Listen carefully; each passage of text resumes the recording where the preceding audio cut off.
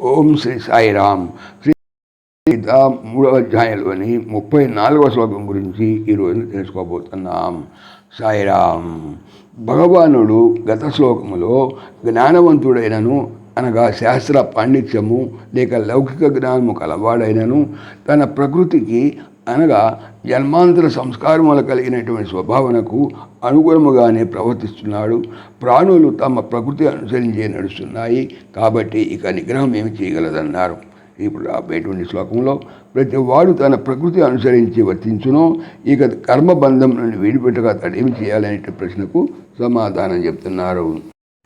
ఇంద్రియస్యేంద్రియస్యాధే రాగద్వేషౌ వ్యవస్థితౌ తయోర్నవశమాగచ్ఛేత్తౌ యస్య పరిపంధినౌ.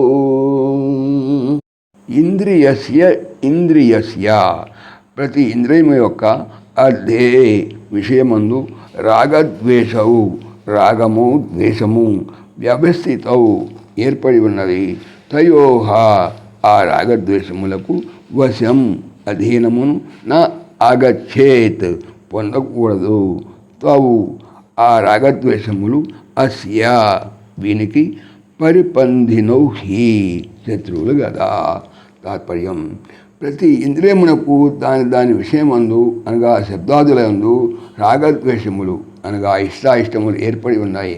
ఆ రాగద్వేషములకు ఎవరునూ లోపడకూడదు అని అవి మానవునకు ప్రబల శత్రువులు కదా. కొంచెం వ్యాఖ్య తెలుసుకుందాం. కేంద్ర శ్లోకంలో వచించినట్లుగా మానవుడు తన ప్రకృతికి అనుకూల్యముగా వర్తించుట సహజమైనా కానీ పురుష ప్రయత్న బలముచే ప్రకృతిని జయించుటకు వీలు కలదనేటువంటి పరమ సత్యము ఇక్కడ చెప్పబడుతున్నది. ఇంద్రియములు శబ్దాది విషయములందు ఇష్టాయిష్టములు కలిగి ఉన్నాయి. అవి ముముక్షువునకు పరమశత్రువులు. అవి అనేక జన్మల నుండి జీవుని హృదయక్షేత్రాన్ని ఆక్రమించుకొని అధికారాన్ని కొనసాగిస్తున్నాయి. సశేషం. ఓం దేవకీ నందనాయ విద్మహే వాసుదేవాయ ధీమహి తన్నః కృష్ణ ప్రచోదయాత్. ఓం సర్వం శ్రీకృష్ణార్పణమస్తు. జై శ్రీకృష్ణ. జై జై శ్రీకృష్ణ.